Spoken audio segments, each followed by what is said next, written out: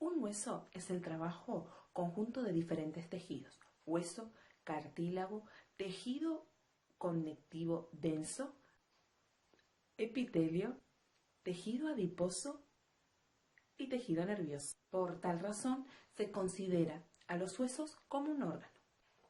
El tejido óseo es tejido vivo, complejo y dinámico, que experimenta un proceso continuo llamado remodelación, que es la construcción del tejido nuevo y la destrucción del tejido viejo. El conjunto de huesos y cartílagos constituye al sistema esquelético. Las funciones del hueso y del sistema esquelético. El tejido óseo constituye aproximadamente el 18% del peso corporal y desempeña 6 funciones básicas. Sostén. El esqueleto es la estructura del organismo que le da sostén a los tejidos blandos y provee el punto de inserción de los tendones de la mayoría de los músculos esqueléticos. Protección. El esqueleto protege de lesiones a los órganos más importantes, como por ejemplo la caja torácica protege al corazón y a los pulmones. El cráneo protege al cerebro. Asistencia al movimiento. La mayoría de los músculos esqueléticos se fijan en los huesos. Cuando se contraen, traccionan de estos para producir el movimiento. El tejido óseo almacena diversos minerales, especialmente calcio y fósforo, lo cual contribuye a la solidez del hueso. Estos liberan hacia la sangre los minerales necesarios para mantener su equilibrio y distribuirlos en otras partes del organismo. Dentro de algunos huesos, un tejido denominado hoja produce glóbulos blancos, glóbulos rojos y plaquetas. Esto es llamado hemopoiesis. La médula ósea roja consta de células sanguíneas en desarrollo, adipocitos, fibroblastos y macrófagos dentro de un sostén formado por fibras reticulares. Almacenamiento de los triglicéridos. La médula ósea amarilla está constituida principalmente por adipocitos. Se almacenan triglicéridos. Estos son una reserva potencial de energía química. Estructura ósea.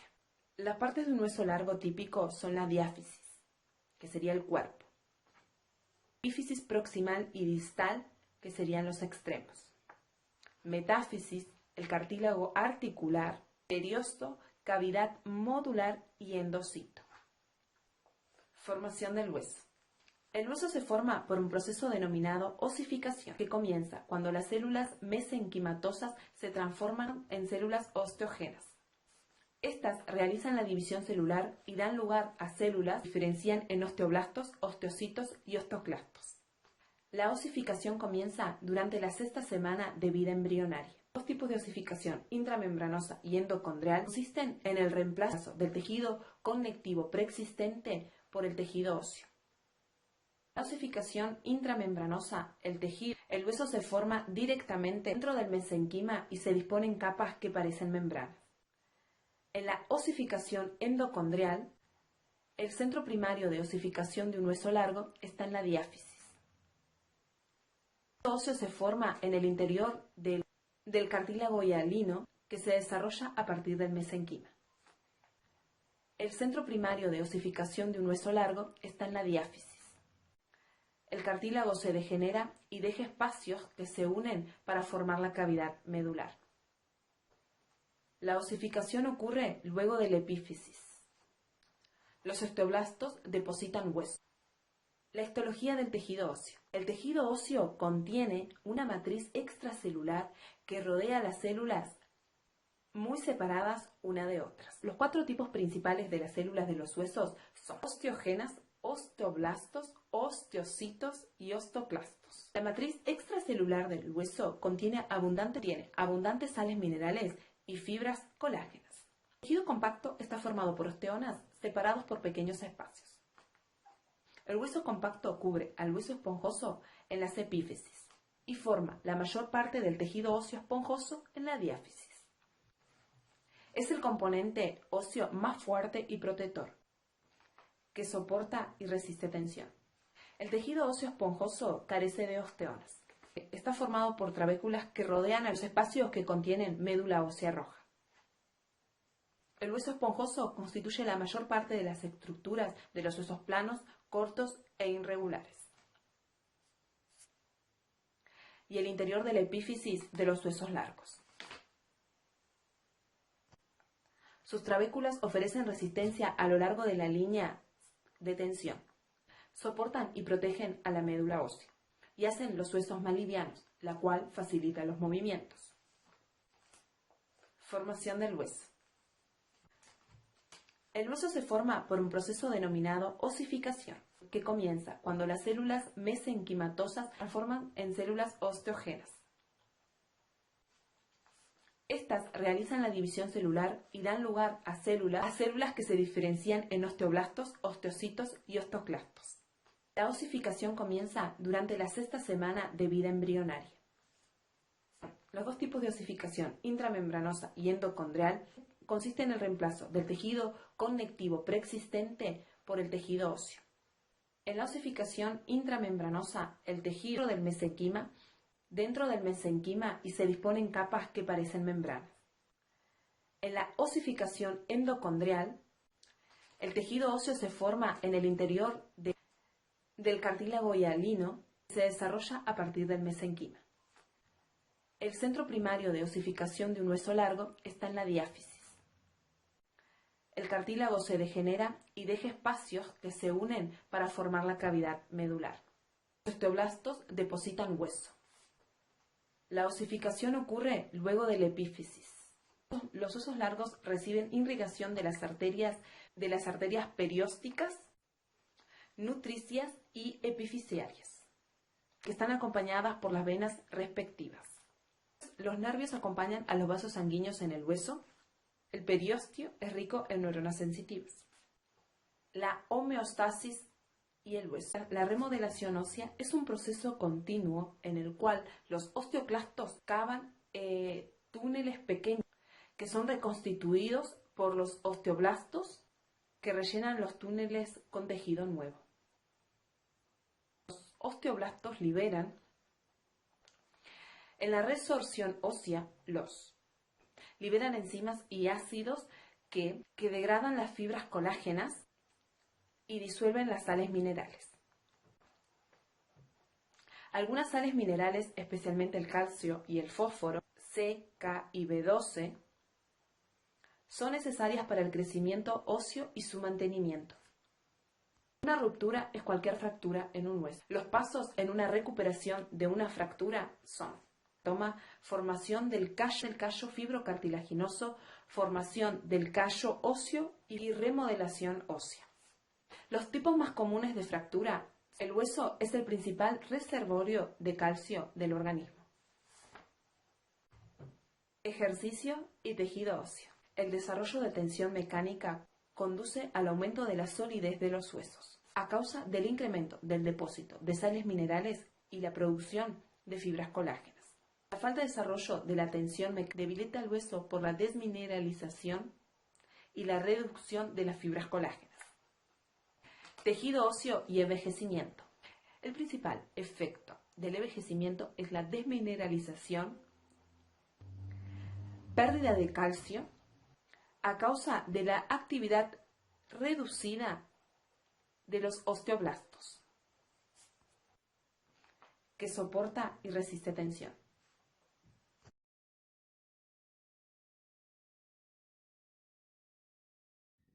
Continuando con el sistema esquelético, voy a hablar sobre el esqueleto axial. El esqueleto axial tiene 80 huesos aproximadamente, soporta el peso de todo el cuerpo, además de proteger a los órganos internos como el corazón, los pulmones y el cerebro. El esqueleto axial está formado por cráneo, columna vertebral, costillas y el esternón. Esqueleto axial y homeostasis.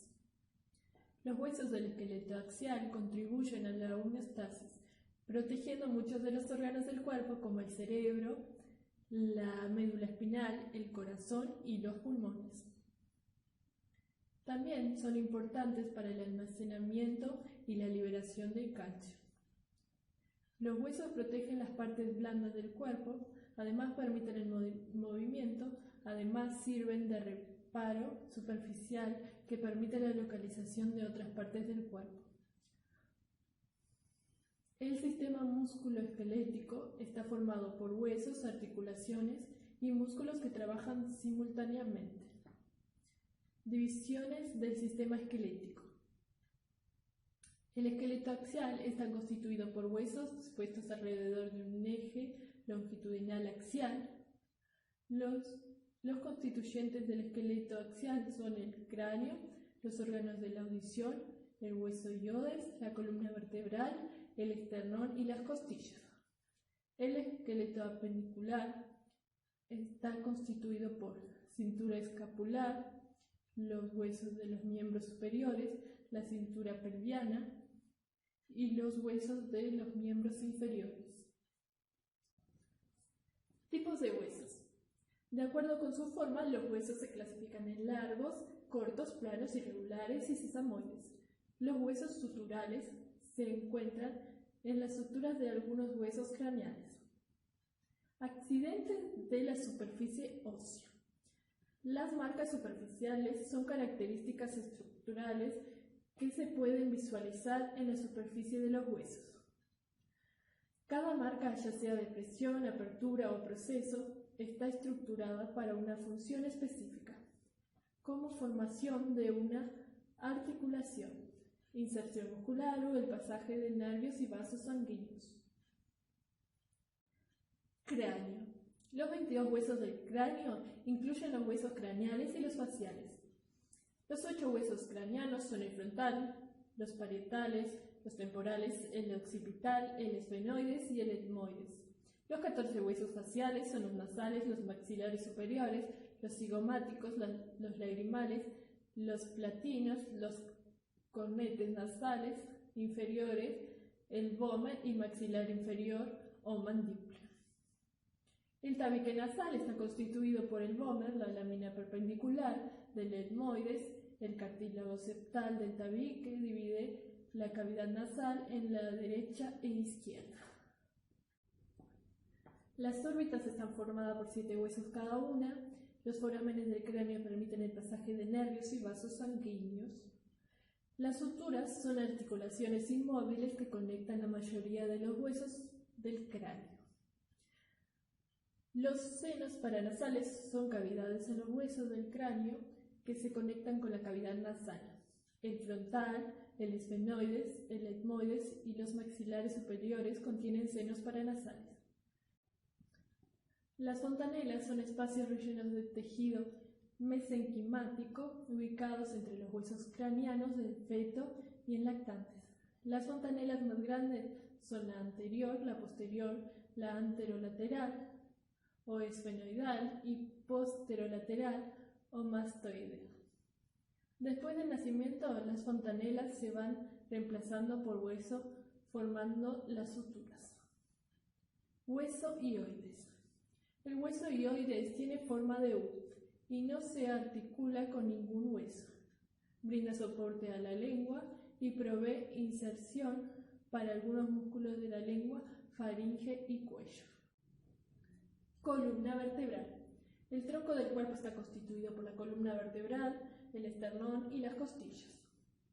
Los 26 huesos de la columna vertebral en el adulto son 7 vértebras cervicales, 12 torácicas, 5 vértebras fusionadas que constituyen el sacro y 4 vértebras fusionadas que constituyen el coxis. La columna vertebral del adulto presenta 4 curvaturas que proveen fuerza, brindan soporte y contribuyen al balanceo. Cada vértebra generalmente está constituida por un cuerpo, un arco vertebral y 7 apófisis. Las vértebras en las diferentes regiones de la columna varían en tamaño, forma y otros detalles. Tórax. El esqueleto del tórax está formado por el esternón, las costillas, los cartílagos costales y las vértebras torácicas. La caja torácica brinda protección a los órganos vitales en la región del pecho y superior del abdomen.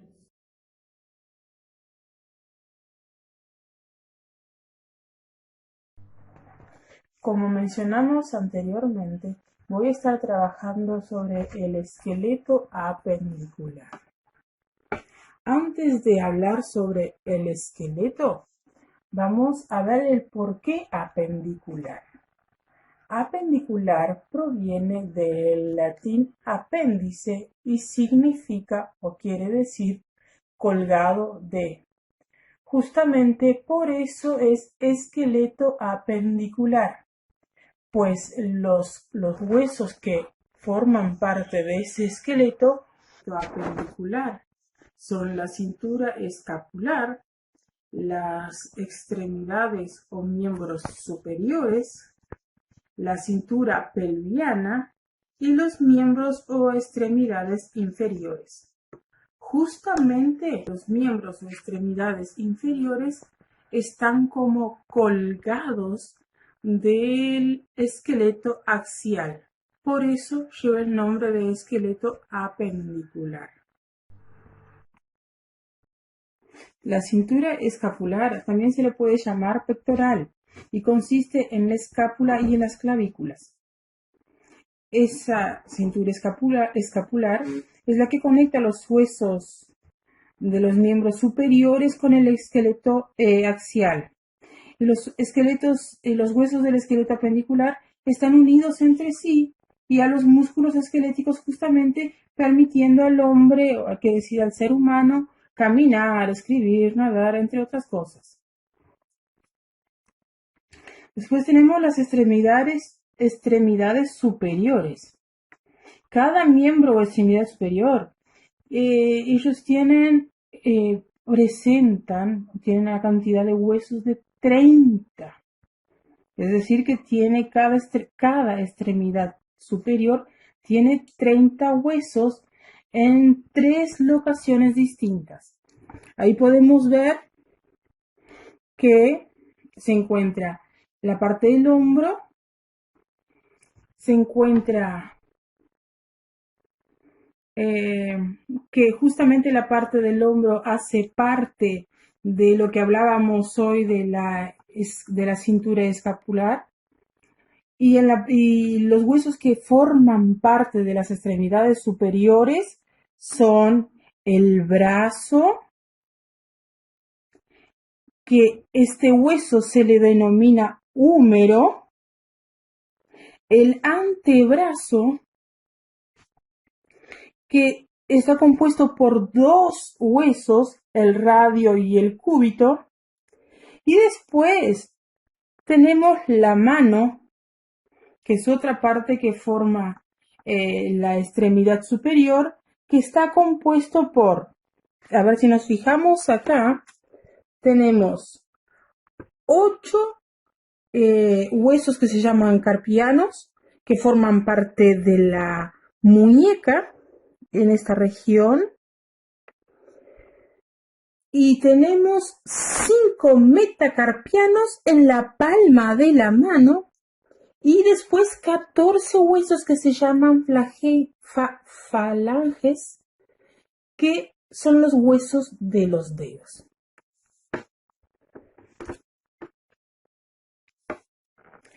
Luego tenemos, descendiendo un poco la parte, descendiendo por el esqueleto apendicular, encontramos la cintura pelviana. Fíjense, acá tenemos la imagen de la cintura pelviana. Y la cintura pelviana es el hueso que forma lo que conocemos naturalmente por la cadera. ¿Sí? Ahora bien, ustedes saben que encontré, o en el libro nos hablaba, justamente que existe una diferencia entre lo que es la pelvis femenina y la masculina. Por lo general, la pelvis, los huesos en realidad de los hombres, ellos son más duros, son más rígidos que de las mujeres. Pero en este caso, la pelvis, dice que la pelvis es un poco más ancha y menos profunda que la pelvis masculina. Las extremidades inferiores. En cada miembro o extremidad inferior existen 30 huesos también.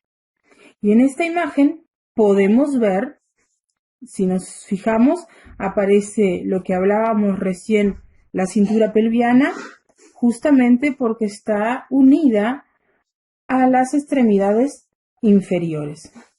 Y en la parte superior de las extremidades inferiores, de lo que forma parte de las extremidades inferiores, podemos ubicar al fémur, que es la parte superior de la pierna, que es el hueso que compone el músculo o el muslo. Descendiendo un poquito, podemos ubicar la rótula, que es el hueso que forma la rodilla. Unida a la rótula, encontramos la parte inferior de la pierna, que se encuentra un hueso llamado tibia y el otro el peroneo.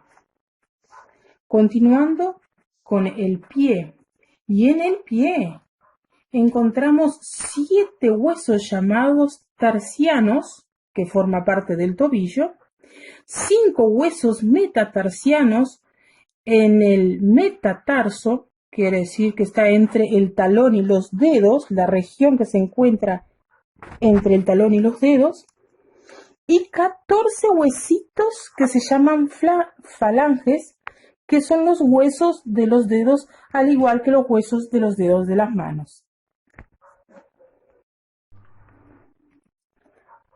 Ahora acá vemos una imagen justamente del pie, una imagen amplia donde podemos justamente ubicar mejor los huesitos que justamente hablábamos.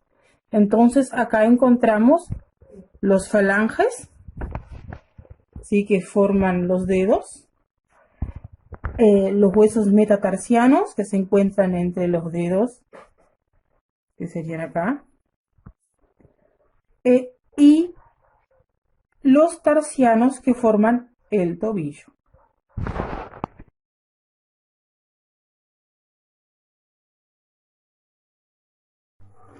Ahora voy a estar hablando sobre las articulaciones.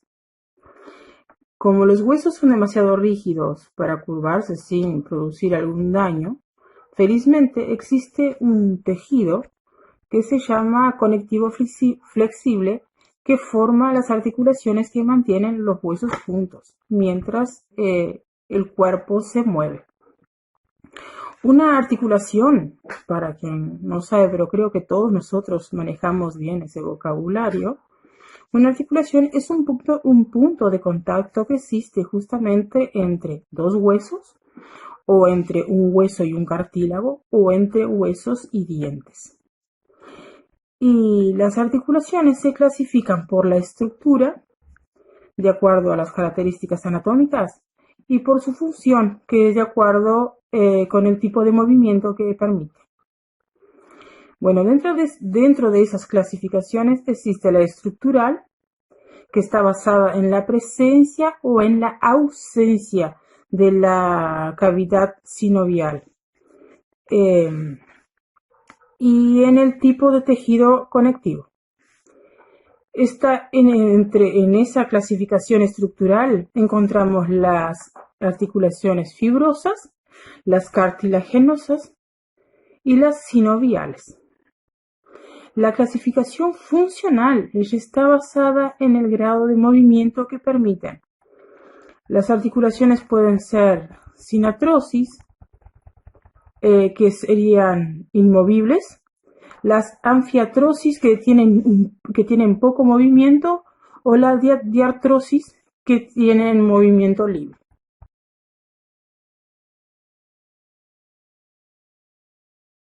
Ahora yo voy a estar hablando sobre la articulación fibrosa. Y las articulaciones fibrosas, ellas carecen de cavidad sinovial. ¿Qué quiere decir cavidad sinovial? La cavidad sinovial es como un fluido viscoso y transparente que se encuentra justamente entre las articulaciones, que sería como un líquido espeso o pegajoso, ¿sí? Y los huesos que se articulan se mantienen estrechamente unidos mediante ese tejido fibroso. Las articulaciones fibrosas, ellas permiten muy poco o ningún movimiento. Existen 3 tipos de articulaciones de esas fibrosas. Y ellas son la sutura, la sindesmosis y la gonfosis.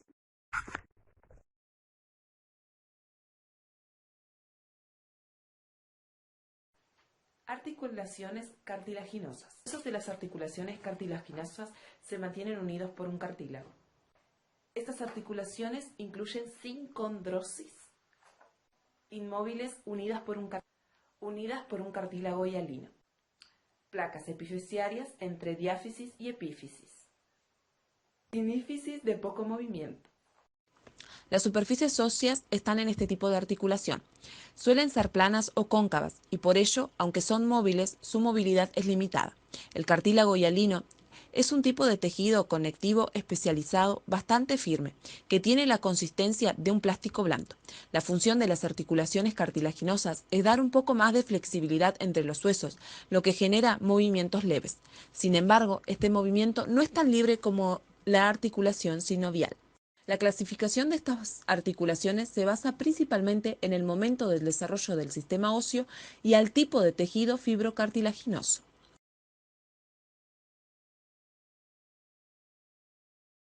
Una sicondrosis se forma cuando los huesos adyacentes están unidos por el cartílago hialino, manteniéndose en contacto directo con el mismo.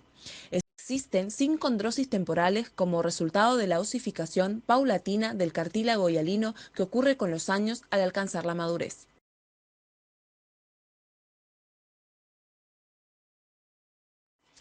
Una sínfisis, también conocida como articulación fibrocartilaginosa, es una articulación en la que 2 estructuras óseas se fusionan a través de un fibrocartílago, el cual permite la existencia de una pseudocavidad en su interior, similar a una sinovial rudimentaria.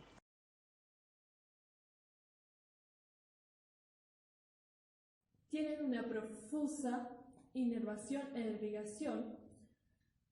Los nervios llevan información sobre el dolor, los movimientos de las articulaciones y el grado de estiramiento de la articulación.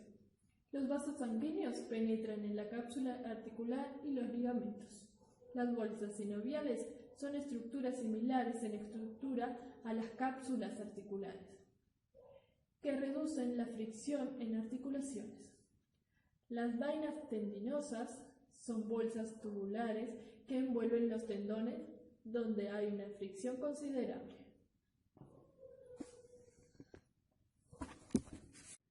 Articulaciones sinoviales. Contienen un espacio entre los huesos llamado cavidad sinovial. Todas las articulaciones sinoviales son diartrosis. Cuentan con la presencia de cartílago articular y de una cápsula articular, formada por una membrana fibrosa y de una membrana sinovial. La membrana sinovial secreta líquido sinovial que forma una película delgada y viscosa sobre la superficie de la cápsula articular. Muchas articulaciones sinoviales contienen también ligamentos accesorios y discos o meniscos articulares.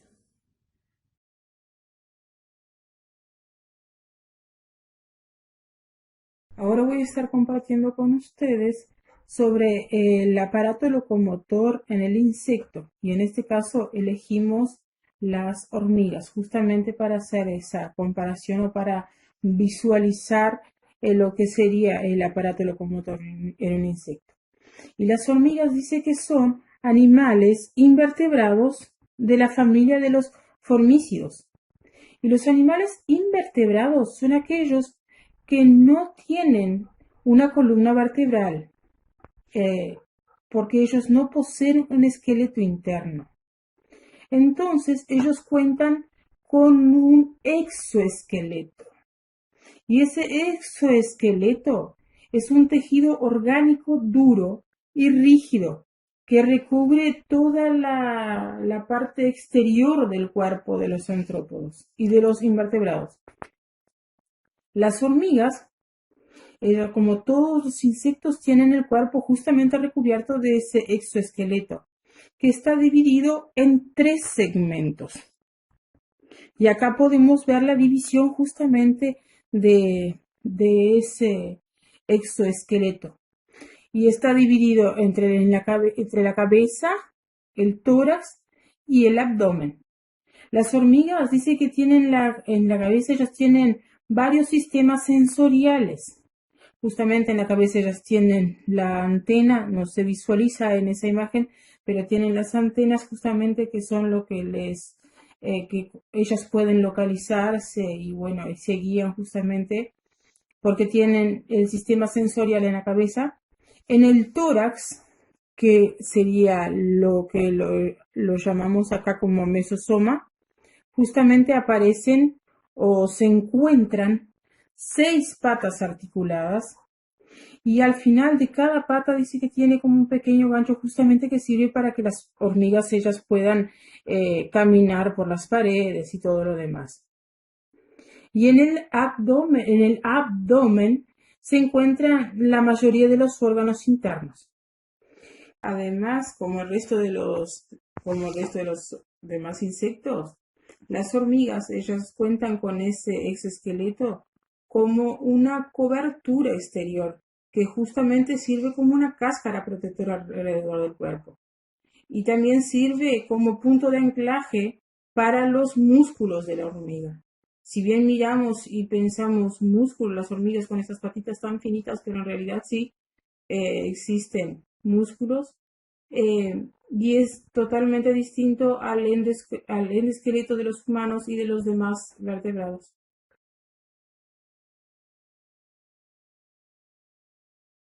Les voy a comentar algo sobre las aves. Hay un factor muy importante en la locomoción y esas son sus plumas.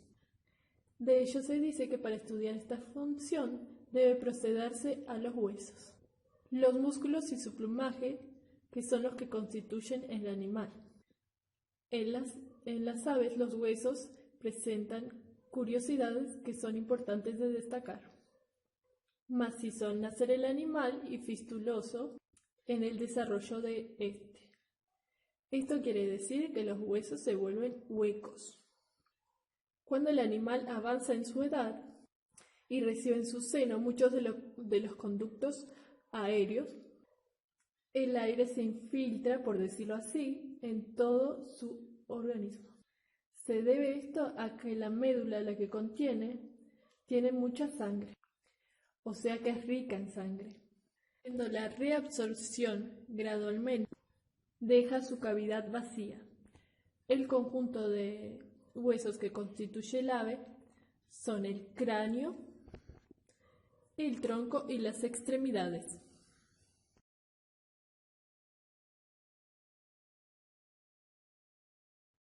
El perro es un mamífero.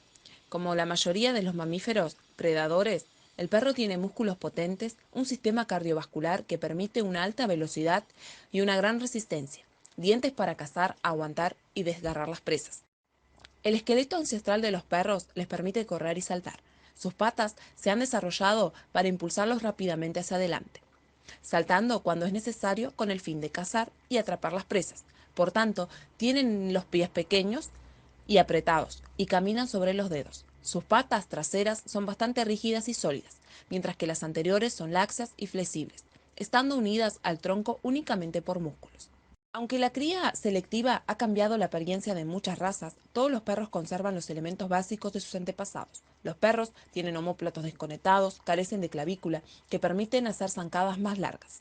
La mayoría de las razas conservan las garras vestigiales, espuelas, en las patas anteriores y a veces en las posteriores. La enorme variedad de morfologías en las diferentes razas del perro hace difícil determinar el tamaño y el peso medios de los perros, con una altura entre 71 y 90 centímetros.